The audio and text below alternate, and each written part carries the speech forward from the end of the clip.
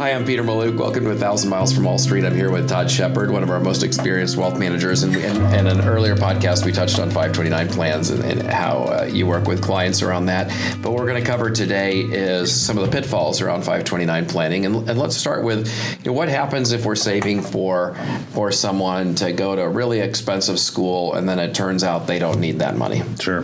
Well, that happens, quite often, actually. I've got some clients that want to send their kids to a really, a very expensive private school, and they want to save their monies into it. But their concern is, it's like, well, what happens if they go to state school? What happens if they don't go to school at all?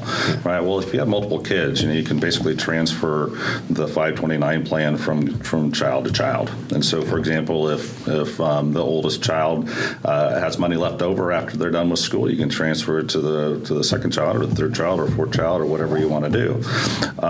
You can also transfer it to nieces and nephews. You can use it yourself. You can basically, anybody within the bloodlines, even grandparents, you can give it to the grandparents and they can go back to school if they want to. I've never seen that happen, but they can do that. Yeah. Okay. And so what about if you've put all this money in a 529 plan, how will that impact the financial aid, if at all, with the potential student? Well, from a financial aid perspective, I know that the assets that are in the 529 plan go into the calculations as far as how much the kid has for their financial aid calculations. And so that's one thing for someone to think about before they're contributing to the 529 plan, is they should get some really strong advice to make sure they're not changing the math substantially on other things the student may be eligible for. And it's the same thing whether grandparents. I mean, it can have different impacts, but a consideration that should happen whether there's grandparents or anyone else that are gifting to the 529 plan. That's right.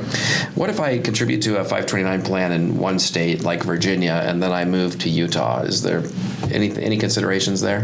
The only consideration that you would have is if you move to Utah and you're still contributing to the other state's plan, the other state may have some incentives for the amount you can contribute, because a lot of times you can deduct those contributions from the state's that state's income taxes. Right. So if you move to Utah may not allow you to deduct the contributions you make to Virginia's plan, for example. Right. And so you may want to open up the Utah plan in order to get the advantage of the state tax deduction there. So basically the commonality, no matter where you are in the 50 states, is the money grows tax-free and it can come out tax-free. And to your point, if you wind up not using it for one kid, you can move it to somebody else.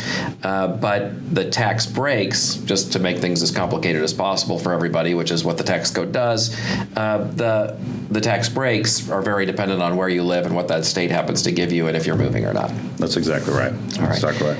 And if you have money in a 529 plan and you don't want to transfer it to another kid, are there any other options available to you? Yeah, if you have money left over in the 529 plan, you can do a few things. I tell a lot of my clients you can basically keep it in there for your grandkids, right? Mm-hmm. And basically have it for that next generation and help them out. If you want the money or if you need the money out, basically you can take the money out. You'd have to pay ordinary income tax on any gain plus a 10% penalty on any gain. Okay. So that's one of the drawbacks. Yeah. So for a lot of our clients, what we typically try to do is we want to make sure they don't overfund it, right? And so we'd rather fund a smaller percentage of their overall expenses in a 529 plan and come out with the rest of it through their cash or any other investments they have. Okay. Well, that's fantastic. Thanks, Todd. My pleasure. This commentary is provided for general information purposes only and should not be construed as investment, tax, or legal advice.